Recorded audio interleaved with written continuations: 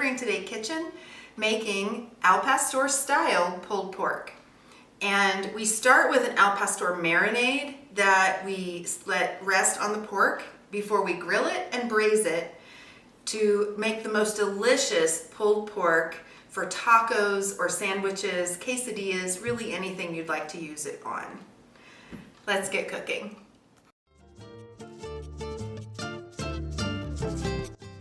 Now that you have your ingredients together, the first thing you're going to do is rehydrate those chilies. They're an important part of the flavor profile of this marinade.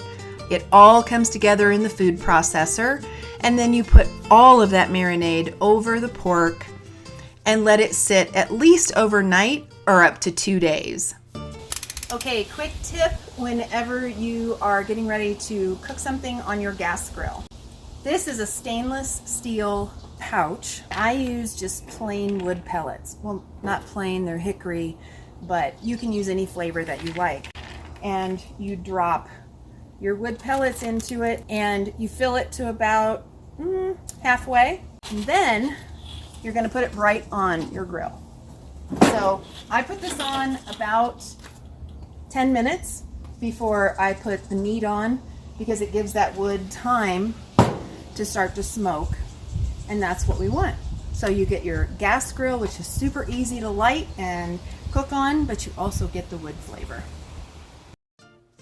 Now that the pork has been in the marinade for at least 12 hours, we're going to sear each side on a hot grill.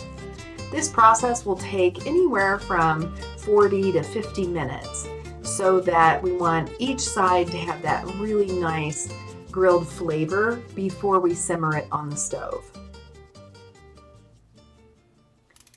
Now we're ready to take the pork and pull it apart so that it easily fits in the bottom of a large skillet in a single layer. Then we're going to spoon the marinade that the pork was in over the top of the pork before we set it to simmer for the next hour.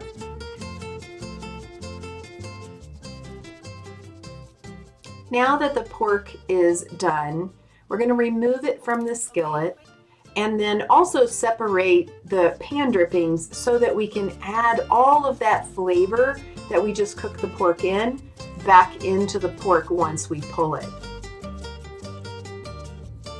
Simply use your fingers to separate the pork out into bite-sized pieces, removing any fat or gristle.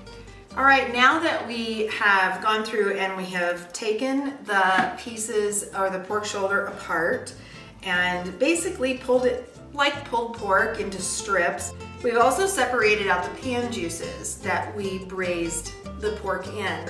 And then I'm going to take and pour those juices back over the pork, because once you've pulled it and separated it, that shredded texture can be a little bit dry, but by adding this back in, it'll keep the pork moist, tender, and flavorful.